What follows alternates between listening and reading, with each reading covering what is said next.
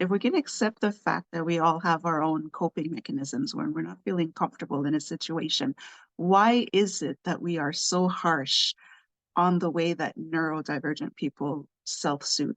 This is what we're going to talk about today. I'm going to be going over 6 different types of stimming behaviors and what they represent and why it's so important to raise awareness for it.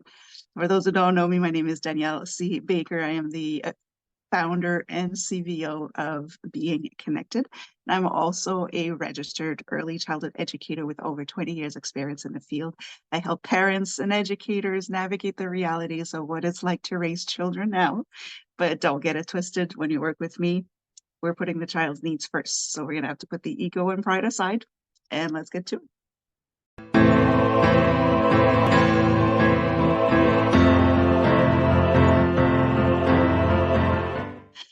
Hello, hello, hello, and welcome to the Talk to Danielle podcast. I am your host, Danielle C. Baker.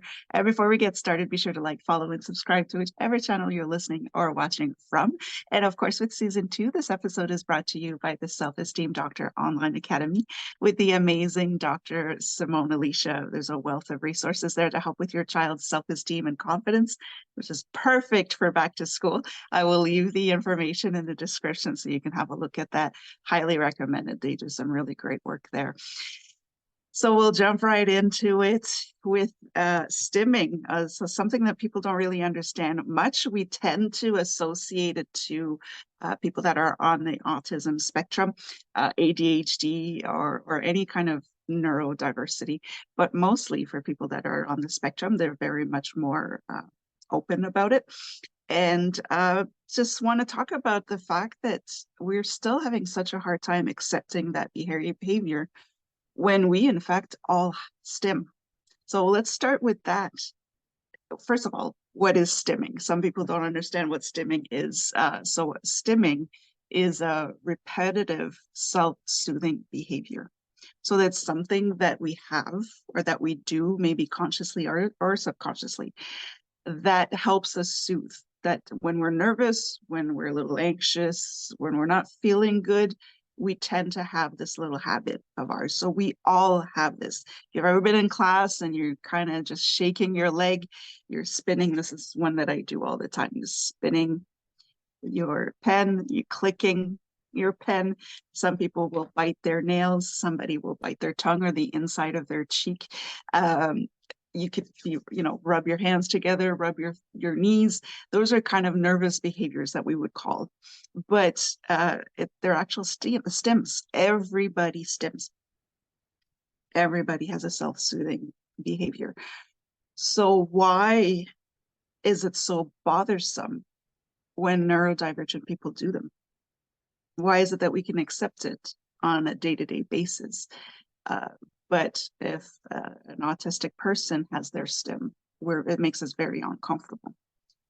That's what we're going to be talking about today. Before I do start as well, I wanted to kind of shout out to this, I can't really call him a young man. He is 16 years old, but Torin Wolf. I invite you to look him up on social media. There's an autistic adolescent, I guess I could say, who talks openly about his condition. He is autistic, he has ADHD, his mom had a late diagnosis as well with autism. And he really gets raw and real about what he goes through. And it's beautifully made. And he's really, really giving anybody that would have a stigma on autism or ADHD, he really makes it real. He'll talk about his meltdowns. He'll talk about how he feels about certain things. And the fact that his mother and himself don't have the same symptoms or react the same way, they kind of have that open conversation. So it's really interesting if you wanted to know more about the realities of neurodiversity. And just wanted to put it out there. Thank you so much, Torin, for sharing your story. And I invite everybody to go check it out. It's very, very interesting, especially for parents. If you want to know if your child is nonverbal, let's say, he kind of gives a voice to people who do go through what he goes through. So again, just going to say we all stim. Like I said, I've mentioned some ways that you do this stimming and put it in the comments below. If you recognize any of your stims, like I mentioned, that leg shake that we all had in class because we were just wanting to be out of there. If you have to sit through a meeting for so long and you start swiveling on your chair, right? This is a big one as well. So you don't have to be neurodivergent for that. We all do it. So why is it seen as a negative thing when it's an autistic child that does it, or an autistic adult? It seems to be even worse because now you have a grown adult who has a behavior that makes everybody uncomfortable. And that's really what it all comes down to, because stimming is a self-soothing behavior. It helps you calm down. There's nothing negative about that. The reason why it becomes negative is that the people around that person now feels uncomfortable. So it's not the person that has the stim problem. That's a problem for the people around them who don't feel comfortable with it. So that's why it's seen in a negative way, and that's why we need to talk about it. We need to raise awareness for it, because it's a natural behavior. It's just maybe intensified a little bit for some people, but it's still the same. It's a self-soothing mechanism so that you could feel in control. It's a very important part. When somebody starts stimming, it's because they do not necessarily feel in control of what's going on in their environment. And this is a way for them, that repetitive behavior is a way for them to be in control. So it doesn't matter what that looks like. It's what is important to them at that point. It will change sometimes. And I will go over the 6 different types of stims that you can notice in people, or that you can notice in yourself. Maybe you've never really paid attention to it, but it will change. Sometimes you'll go to verbal, sometimes you'll go to auditory. It could change, but it's something that you'll carry throughout your adult years, whether you're neurotypical or neurodivergent. It will follow you. It's just a coping mechanism. So it's something that you can notice.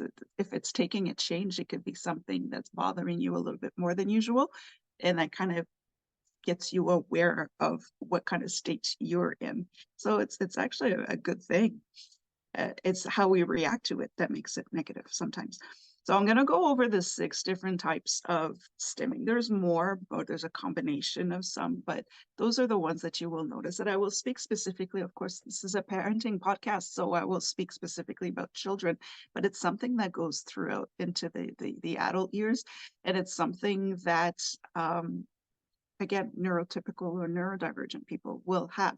So if you notice these signs in your children, don't automatically think that your child has a diagnosis of some sort. We all have our coping mechanisms. So it's important to say that there's definitely other factors involved, but it's good to recognize them. So as a parent or as an adult who is in charge of a child, when you start seeing these stims, it's a child's way of showing that they're not comfortable in that moment. So you can actually, that body language, when I often say children have 100 languages, it's only one of them that's spoken. So the stimming is a way to communicate, to say that they're not feeling very well at that point. It can actually help you prevent a meltdown. If you can see that right now they're not too comfortable, something's bothering them, we can kind of move them aside, redirect them to something that'll calm them down a little bit more. So they're very, very useful tools to have. So that's why it's important to know about them. Sometimes stimming can provoke others to stim as well. We see that often, and I didn't realize, I only started paying attention to my own side effects and my own symptoms being neurodivergent as I started working more and more with children with autism or ADHD or any other conditions. And it was kind of interesting. It's just recent, I would say, in the last 10 years or so, that I started to notice mine and go, hey, wait a minute, I do this. So, but I've also noticed, without knowing that that's what it was, especially when I go into verbal stims, there's certain sounds that I will make when I've just completed a task where I needed a lot of concentration. And then it's just like, that's one of them. When I'm just like really intense, I've got a lot of things to think about, a lot of things to do. Now it's done. And it's like, I do the horse thing, something like this. Or sometimes I'll make a high pitched noise. And my kids will actually reply with the same noise. So it's like a snowball effect. If I start, they start. And so it's quite funny now that I can see it, that I notice it, that it's actually something that can trigger others as well. So start discovering that world in your own home. It's really interesting. So the first one we're going to go with in terms of stimming behavior is the visual stim. So this is something that you will see where there's repetitive blinking. That is something that is very soothing for some children. Eye tracking. So that can look like a side eye sometimes. You'll see that in kids too, where they just be like. So eye tracking is one of them. It's a visual thing for them. Again, something that they're in control of. Flicking the lights on and off is also a form of stimming. Or staring at a moving object when you kind of go in a trance. If you have a, I'm trying to think, it's something like a lava lamp. That's the only thing that comes to mind right now. But you're just kind of lost in the bubbles, and looking at fish in an aquarium, where you're just kind of watching them go. It kind of puts you in a trance. That will be one. Uh, the kind of things that you could see as STEM. So again, it's not necessarily specific to an autistic person. You could be a neurotypical person and get caught up in watching fish or watching a fire in the fire pit, and you just kind of get lost in the flames. That is a form of self-soothing practice. So keep that in mind. Auditory is another form of stimming, where this is the one that a lot of people will be able to relate to, is if you're listening to the same song on repeat forever. There's something soothing about that. You've got that song in the loop, you're driving everybody else crazy, or you have that one song stuck in your head that you just keep singing the same lyrics over and over again. It is a form of self-soothing. You have control over what's going on. For some reason, that song speaks to you. It's calming you down, and you just have it on repeat. That can happen with children with videos as well. If they're watching their favorite cartoon and they just keep rewinding and replaying the same clip over and over again. That is also another form of stimming. You could have clapping, snapping, clicking, so anything with noise, right? So they could be snapping, tapping on a surface. So you'll get a lot of kids who will tap, like I was saying earlier, when you're clicking your pen. A sound can be soothing for you. You could be tapping any sort of objects, but that's really what it is. In terms of auditory, of course, anything that would make sound that is soothing for that person. So just think of the auditory stims that you would have that you're not even aware of. It's kind of interesting. The other form of stimming is tactile. Now we're touching stuff, so you could be rubbing your hands together. That's one way. Leaning or pressing your body. So you've got, oops, I just hit my mic there. Sorry if that was a horrible noise. But just that pressing, right? You can have something like that. Leaning, body pressing. You could be leaning on a wall, that kind of thing. Touching or petting surfaces. So you'll see people are just kind of, children will do that with hair, and they just kind of, or they have their favorite blankie, and they just kind of constantly rubbing that whatever fabric they have. If they're walking down the road and there's a fence and you're just kind of running your fingers through the fence. We used to do that a lot as children. Everybody did. Is this that repetitive touching feeling that is very soothing for somebody? Squeezing, poking, booping, those kind of things is, again, very tactile, and it's a form of self-soothing behavior that helps a lot. There's also the verbal stim, and that is probably what people will associate stimming to, is the verbal, because it's a bit more disruptive, right? If they're constantly doing this little high-pitched noise, it could be bothersome to some people. But the verbal stims are just like repeating the same words. Or the same phrase, so they're just on repeat. They're always saying, something like, I'm just looking right now. I just looked over at a watermelon, so it'd be like watermelon, watermelon, watermelon. They just kind of repeat it. They can actually start dancing to it, so it's something that they can it helps them kind of soothe the whatever anxiety that they're having. You could be, if you find yourself quoting books or movies a lot, that is actually a form of stimming. It is a self-soothing behavior. So if you catch yourself every time something goes on and you have some kind of a quote to refer to that particular situation, just know that that's the way you're stimming, whether you're neurotypical or not, or neurodivergent or not.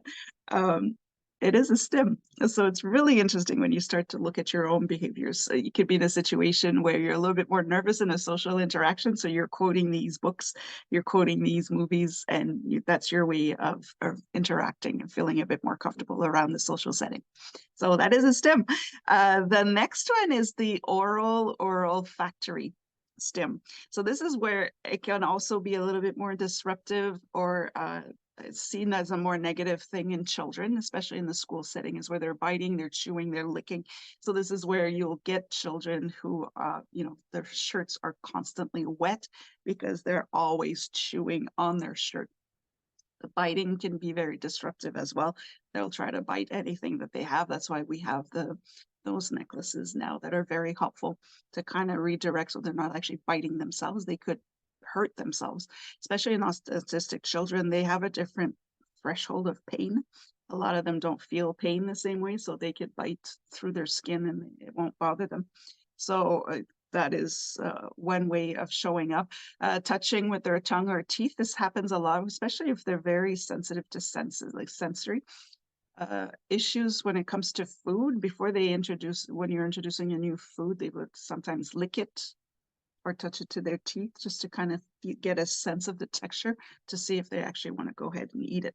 So that is another one. Teeth grinding is one of them, and you don't have to be neurodivergent for that. If ever you're going through stressful periods, you may find yourself grinding your teeth. That is a form of stim.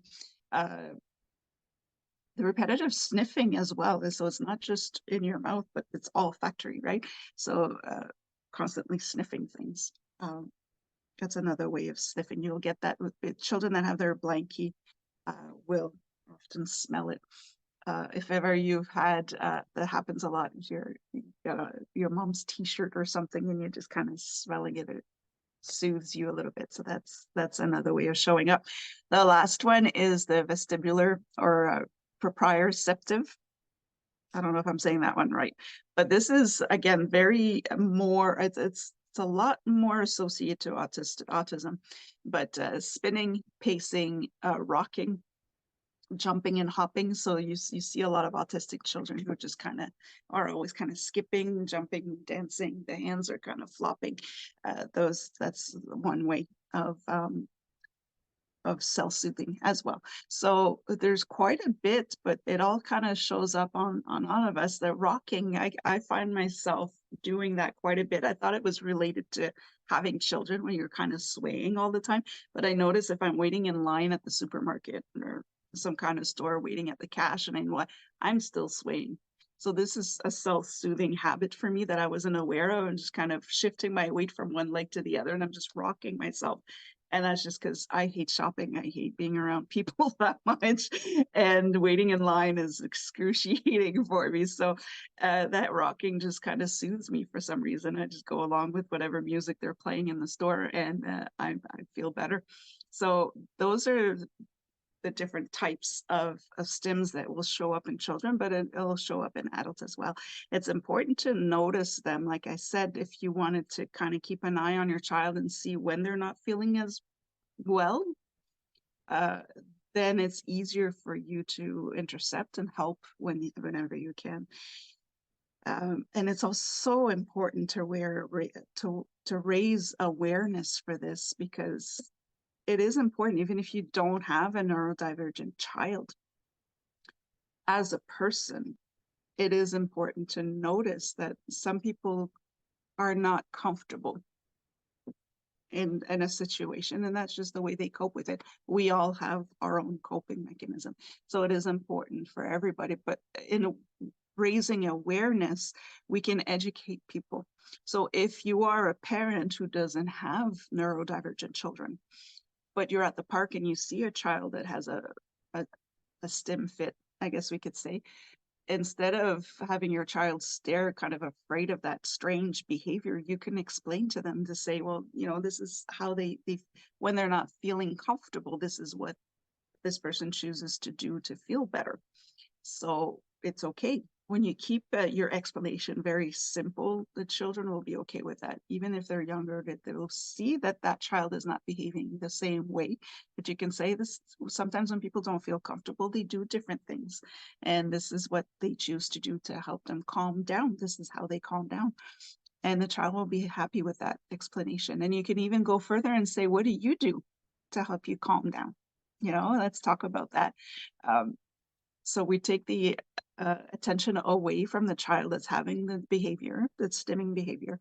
And when they're being watched and stared at, it provokes the stim even more because they are aware that they're being judged. Children know from a very young age that they are different and that they're being judged. So by staring at them with that look that we give them, it can provoke even more anxiety. So we're provoking the child into the stimming. And this is why, what do we do when we see children or adults having those stim sessions, I guess we could say, if they do kind of have that behavior around you, it's just to let them be. When you're in a meeting and you're shaking your leg, nobody's staring at you going like, what's wrong with him? What's wrong with her? Nobody's going to judge you when you're humming a song while you're doing the dishes, right? It's not. So just let them be. It's normal behavior. We all stim. They just have a different way. They may stim more often because they are uncomfortable more often. So just let them be. They're not bothering you. If you're bothered, you can move. Don't forget that it's a self-soothing behavior. So if they're stimming around you, what is your role in this, right? Instead of judging the children, instead of judging the people, start looking around and say, okay, what can I do to help them feel more comfortable?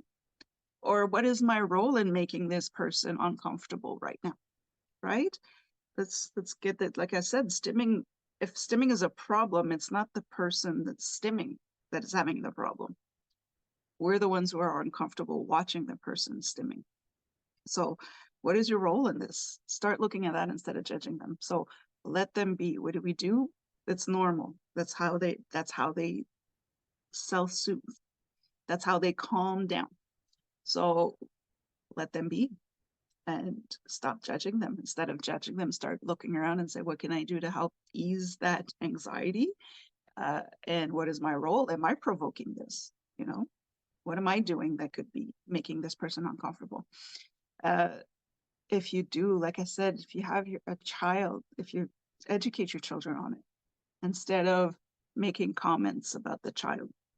I've seen so many times autistic children, especially in a public park, where they're having their behaviors because they are autistic, and other parents are just being absolutely horrific to that child until we tell them that they're autistic, and then they're like, oh, okay. But they'll yell at the child, they'll publicly shame that child just because they don't know what's going on with the child. So educate your children and say, if this is called stimming. If you see a child, an autistic child at the park that's screaming or that is chewing on the swing, it happens. Just say this, some children are a bit more nervous when they're out in public, and this is their way of calming down. It's a little different, but it's okay. And what do you do? What do you like to do when you're a little nervous and you like to calm down? You bring it back. Teach your children that it's okay. There are some more destructive behaviors. Of course, some children will hit, some children will bite, some children will scream. I mean, when your child sees another child banging their heads on a wall, yes, it's a bit more dramatic. There's other things to talk about, but it's to keep reminding your child that that child doesn't feel comfortable, and that is their way of coping with it. and just not make it such a taboo subject. It happens, and it's the reality of some people. So let's see what can we do to help, as opposed to how much more judging can we do, right? Um, so just explain it to your children. Explain it to. Okay, I'm gonna ruffle some feathers here. The older generations are very judgmental. Let's be honest. I'm from that generation. Okay, so and the older generations are worse. And I've been getting a lot of heat and comments from the older generations about how we should be raising children. Because they did such a great job. But let's talk about this. All right, you got the grandparents getting into it, the older uncles, the older aunties. Correct them. It's in every right to say, listen, this child is not comfortable right now, and that's the way they're coping. In the way that you're behaving right now, I can understand why this child is not feeling comfortable right now. What can you do to help that child now? Right? If this was your child that was struggling right now, what would you want to do to help them? Call them out on it.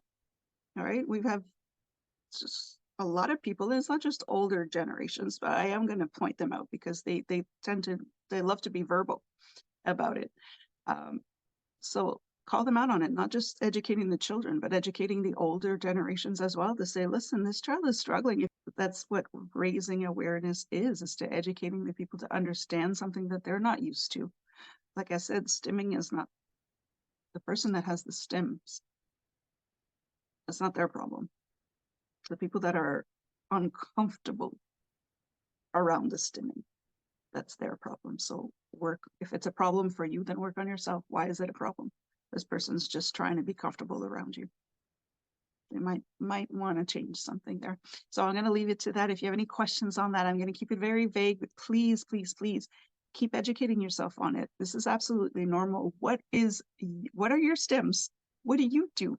Whether you're neurotypical or neurodivergent, what are your stims? We all stim, right? This is why we call I call this episode Stimming Positivity, because we need to change that. There's nothing wrong with stimming. We all do it. So what's your stims? What have you started to notice around it? Pay attention when you're a little, if you're going to a job interview, are your hands tucked? What are you doing with your hands? It's interesting. I'm neurodivergent. I didn't even know I was stimming.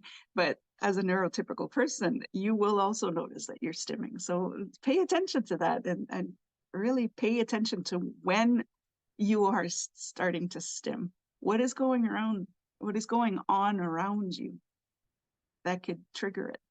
Because it's self-soothing. It helps you feel in control in a situation where you may not feel in control. So have a look at that. I'm going to leave it to that. Don't forget to follow and subscribe to whichever channel you're watching or listening from. Don't forget to check out the Self-Esteem Doctor Online Academy. And of course, if you want more information on this, do reach out. I could do a live, I could do Q&A.